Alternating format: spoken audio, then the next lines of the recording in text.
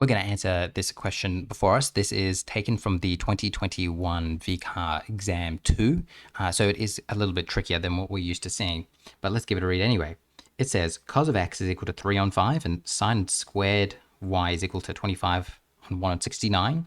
And then we're told we have this restriction for x and this restriction for y.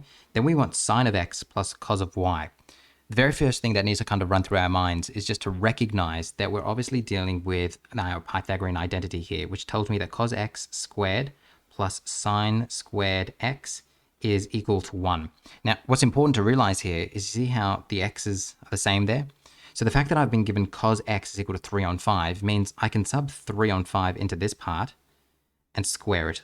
But this sine squared of x, I don't know.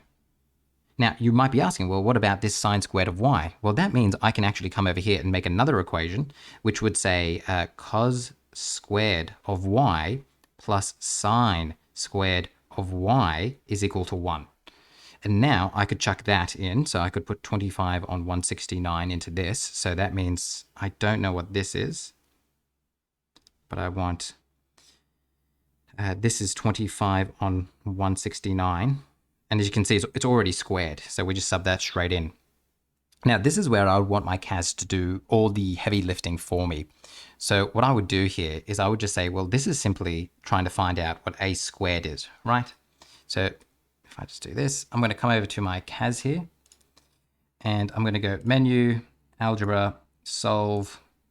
Then I'm going to go brackets 3 on 5 squared plus some unknown squared is equal to 1. I want to solve that for a. And I put something in wrong there. Is that not a comma? Comma. There we go. Now I'm getting a negative and a positive out there. So this is where we have to look at our restricted domain and determine whether or not I'm going to be positive or negative. Hopefully you can see if I'm 3 pi on 2 to 2 pi, if we think of our unit circle here, that is my fourth quadrant. And I know in my fourth quadrant, sine is negative. Therefore, my sine squared of x is going to be, and actually it's not squared, is it? It's just sine of x is going to be negative 4 on 5. And then over here, I'm going to do the same thing to solve for cos of x. So I'm going to come here. You might even like to cheat a bit by just hitting enter, coming here. I'm not squaring it this time. And instead I've got 25 on 169. I hit enter and I've got a negative and a positive again. That's when we have to look at this. As you can see, I'm once again in my fourth quadrant, but because I'm dealing with cos this time, I know that cos is negative. I've just realized that should be a y. I know that cos is positive in my fourth quadrant. So I'm taking the positive version of this. And then my last step is to go negative 4 on 5 plus 12 on 13.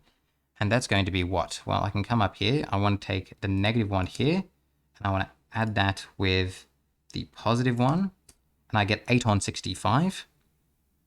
So let's just cross our fingers and hope that's an option, and it is. It is A. All right, so hopefully you found this useful. So again, this is a question taken from year 12. So it should be a little bit more involved than what you're used to, but it's all in that preparation that you'll see success. All right, I'll see you later.